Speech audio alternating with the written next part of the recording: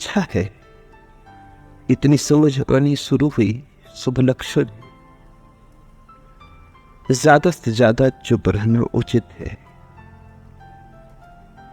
पहली कला चुप होने की सीखनी पड़ेगी। उतना ही बोलो जितना अत्यंत अनिवार्य हो। जिसके बिगड़ चल जाता हो उसे छोड़ दो, उसे मत बोलो। और तुम अचानक पाओगे कि 90% से ज्यादा तो व्यर्थ का है। न बोलते तो कुछ हर्ज न था, बोलते ही हर्ज हुआ।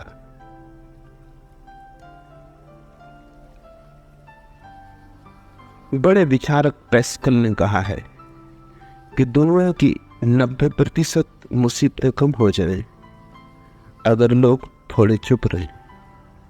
झगड़े फसाद कम हो जाएं, उपद्रव कम हो जाएं, अदालतों कम हो जाएं अगर लोग थोड़े चुप रहें।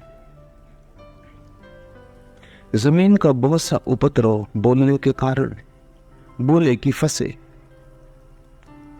बोलने से एक सिलसिला शुरू होता। सारी बात मौन सीखने की है।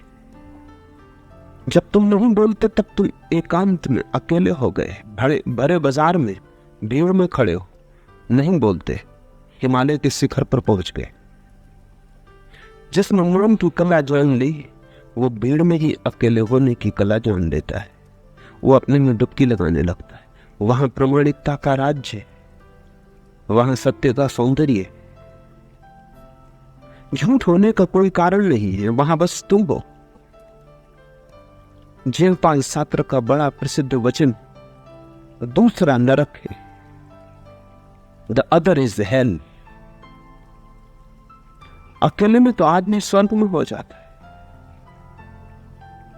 दूसरे की मौजूदगी तत्क्षण उपद्रव शुरू कर देती, दूसरे की मौजूदगी तनाव पैदा करती। तुम बेचैन हो जाते हो, तुम केंद्र से डिग जाते हो, भीतर से हलन चलन शुरू हो जाता। स्वाभाविक है कि बोलते ही लगे कि बेईमानी हो गई। तो पहले तो मौन को साधो, पहले तो अपनी ऊर्जा को मौन में उतरने दो, गहराने दो मौन को। कभी ऐसी घड़ी भी आएगी, जरूर आती, न आए तो कुछ हर्ज नहीं, पर आती। महावीर 12 वर्ष मौन रहे, फिर लौट आए बस्ती में, जंगलों से वापस, फिर बोलने लगे। बुद्ध 6 वर्ष तक एकांत में रहे, फिर लौट आए।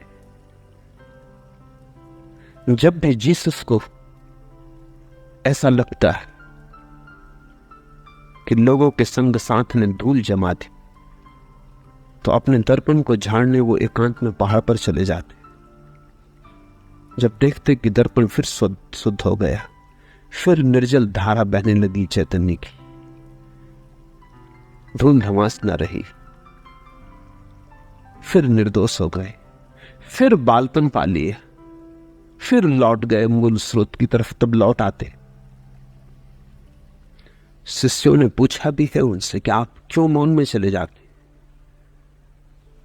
जब वाणी थका दे, जब बोलना ज्यादा बोझ बन जाए, तो मौन में उतर जाना ऐसे ही है जैसे दिन भर का थका हुआ आदमी रात सो जाता। जब दूसरों की मौजूदगी से तुम ऊब जाओ, परेशान हो जाओ, तो उचित है कि आंख बंद कर लो और अपने में खो जाओ। वहां से पाओगे ताजगी, क्योंकि तुम्हारे जीवन का स्रोत वहीं छिपा है। वो दूसरे में नहीं, वो तुम्हारे भीतर है। तुम्हारी जड़ें तुम्हारे भीतर। हम तुम्हें अपने भीतर लाएगा। अपने भीतर आओ, तो वही परम राज्य है जीवन का, वही स्रोत है अनंत, वहीं से जन्म हुआ है, वहीं नाक में डूब जाओगे, वहीं से सूर्य उगा है, वहीं अस्त होगा।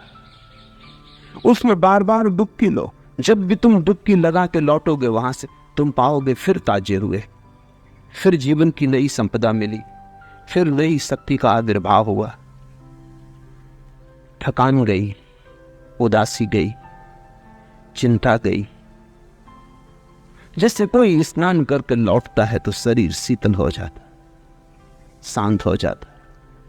ऐसे ही जब कोई भीतर से होकर वापस आता है, मन में स्नान करके लौटता है, तो समस्त अस्तित्व, समस्त व्यक्तित्व शांत और मौन हो जाता, आनंदित हो जाता है। तुमने फिर से रस पा लिया, वृक्ष को फिर पानी मिल गया, जड़ों को फिर भूमि मिल गई, सब फिर हरा हो गया, फिर से आ गया बसंत। गहरी नींद से यही तो लाभ होता है। दुनिया के सभी चिकित्सा शास्त्र कहते हैं अगर कोई बीमार हो तो इलाज के पहले, किसी भी इलाज के पहले बड़े से बड़ा इलाज है कि उसे नींद आ जाए। बीमार अगर सो न सके तो फिर कोई औषधि काम नहीं करती। औषधि तो ऊपरी सहारे, असली औषधि तो भीतर है। अपने में डुबकी लग जाए, अपने जीवन स्रोत से फिर संबंध जुड़ जाए, गहरी नींद में वही घटता है। गहरी नींद का अर्थ है जहां स्वप्न भी न हो, क्योंकि स्वप्न में भी दूसरों की छाया मौजूद रहती। तुम स्वप्न में भी स्वयं नहीं हो पाते, वहां भी झूठ हो जाता। जब कोई इतना गहरे में अपने गिर जाता है कि वह स्वप्न भी नहीं पहुंच पाते, दूसरे तो दूर उनकी छाया भी नहीं आती। जब तुम इतने अपने में होते हो तो तुम सुबह पाते हो, रात बड़ी आनंद से बीती। सुबह तुम एक ताजगी पाते हो, ओज पाते हो, बल पाते हो। जिस दिन तुम रात गहरे नहीं सो पाते, उस दिन तुम सुबह थके थके उठते हो। चाहे तुम 8-10 घंटे बिस्तर पर पड़े रहे, चाहे तुमने करवटें बहुत बदली, लेकिन स्वप्न तुम्हें घेरे रहे, तुम उथले उथले रहे, भीड़ तुम्हें पकड़े ही रही, तुम अकेले न हो पाए। नींद में भी तुम मौन न हो पाए। नींद में मौन हो जाने का अर्थ सुसुप्ति। जैसे गहरी नींद तुम्हें ताजा कर जाती, उससे भी ताजा तुम्हें मौन करेगा, क्योंकि गहरी नींद में तुम बेहोश होते हो। मौन में तुम गहरी नींद में रहोगे और होश में होगे। पतंजलि ने समाधि की यही परिभाषा की। समाधि का अर्थ है सुसुप्ति धन होश। होश भी हो और सुसुप्ति जैसी प्रगाढ़ शांत दशा हो जहां तरंग भी नहीं उठती। डूबो मौन में, तुम अनिर्वचनीय रस वहां से पाओगे। यद्यपि जैसे जैसे तुम मौन में ठहरने लगोगे, वैसे वैसे तुम ये भी पाओगे अब तुम जो थोड़ा बहुत बोलते हो उसमें सत्य आने लगा, क्योंकि जिसने अपना रस जाना वो दूसरे के मंतव्यों की चिंता छोड़ने लगता है। अब असली बात अपने रस की रह जाती, अब दूसरे से क्या प्रयोजन। जिसको अपने सौंदर्य का भरोसा आ गया, अब वो इसकी फिक्र नहीं करता कि लोग उसे सुंदर कहते हैं या नहीं कहते। सारी दुनिया उसे असुंदर कहे, भेद नहीं पड़ेगा, उसे अपने सौंदर्य की मस्ती आ गई। जैसे अपने भीतर का सत्य पता चलने लगा, अब वो इसकी चिंता नहीं करता कि लोग उसे सच्चा मानते हैं या नहीं मानते। अब लोगों की बात का कोई मूल्य नहीं।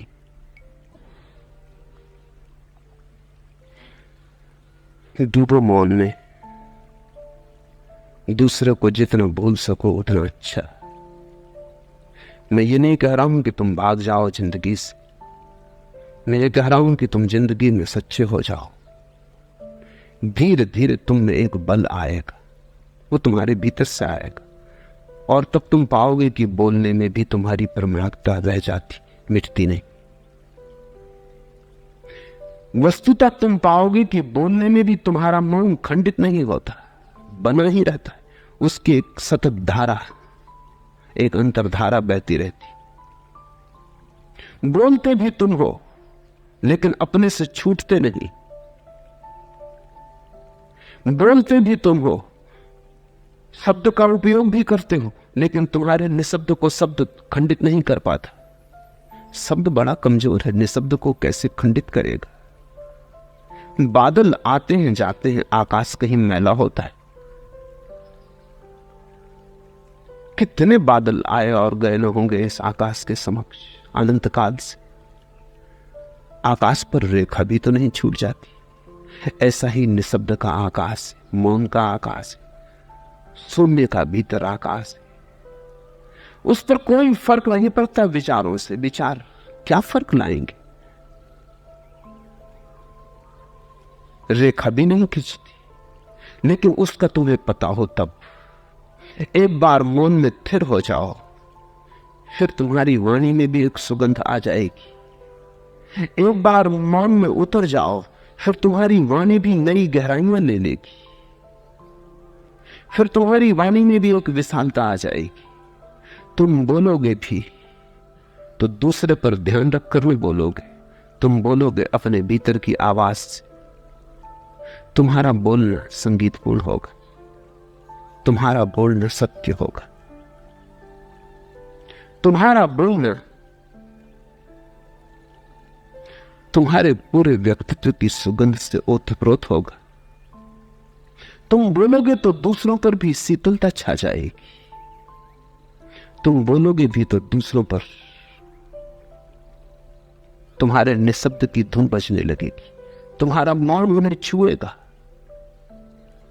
इस देश में हमने यह नियम समझा था कि केवल वही बोले जिसने मौन के तल छू लिए, वो बाकी चुप रहे।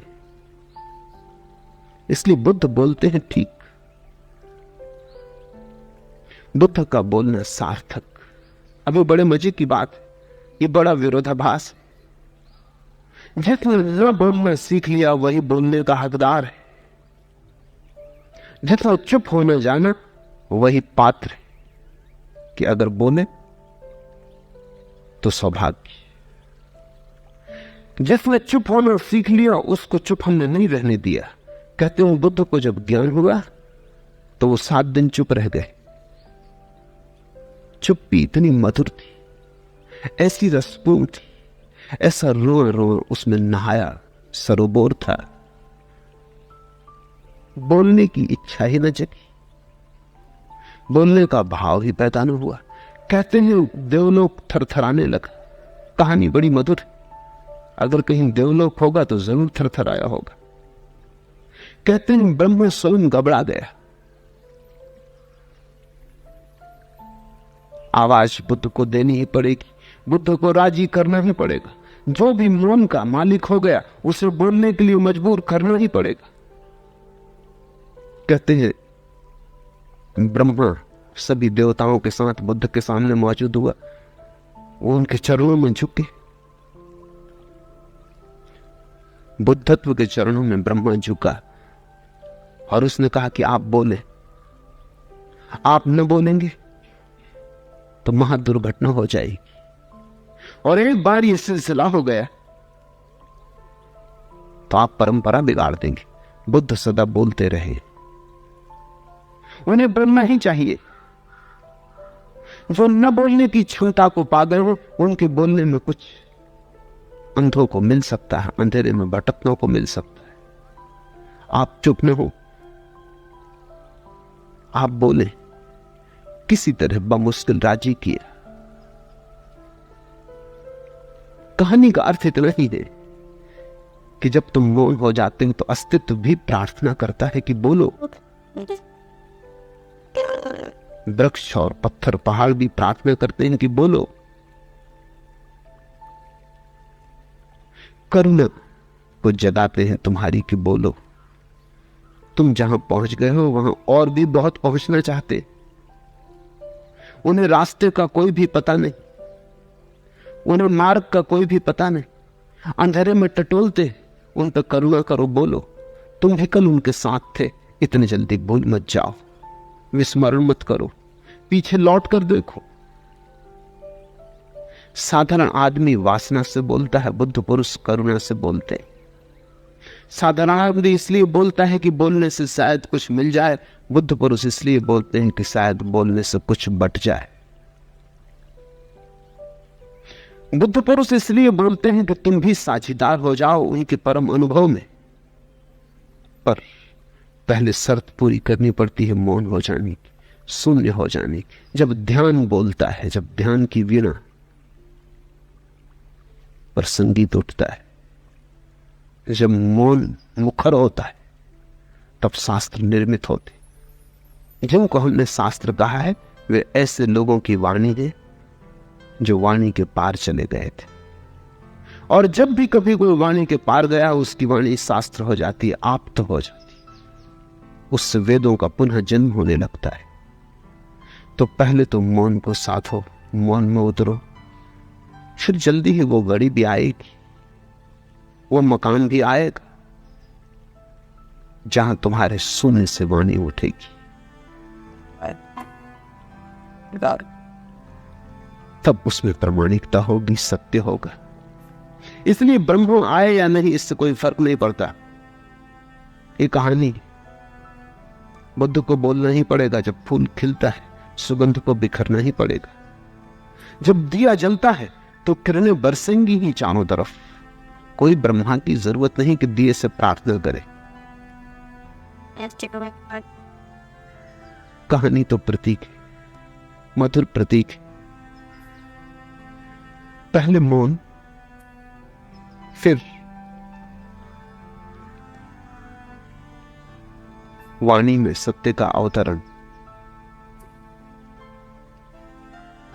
शुभ है।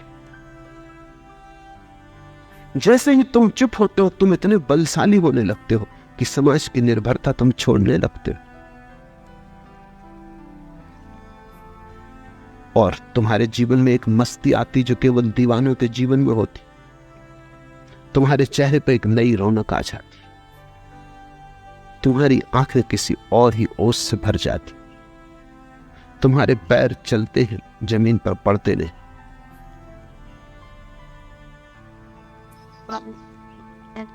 जैसे तुम हर हमेश किसी नशे से भरे हो। मौन से शुरुआत होती,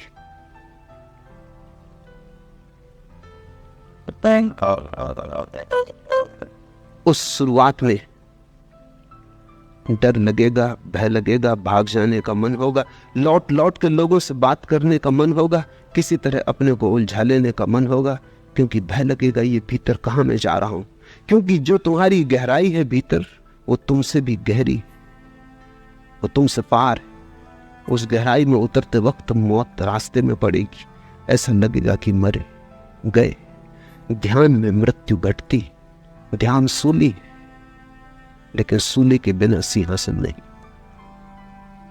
ध्यान में जो मरता है वही परमात्मा में जगता है।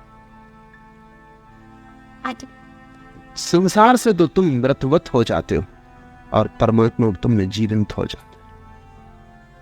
मरने की तैयारी रखना, क्योंकि वही साधना है, और मरकर ही मिलता है महाजीवन। सुबह घड़ी, घबराना मत, संभालना इस घड़ी को। टूट न जाए, फूट न जाए, बिखर न जाए। बड़े सौभाग्य से आती, बड़े मुश्किल से आती। सैकड़ों कोशिश करते हैं किसी एकाध को आती। धन्य भागी मानना अपने को, और परमात्मा के प्रति अनुग्रह का भाव रखना कि इतनी समझ दी कि द्वार खुलने लगा। बहुत कुछ और होगा। ज्यादा से ज्यादा चुप रहना उचित है। पहली कला चुप होने की सीखनी पड़ेगी। उतना ही बोलो जितना अत्यंत अनिवार्य हो। जिसके बिना चल जाता हो उसे छोड़ दो।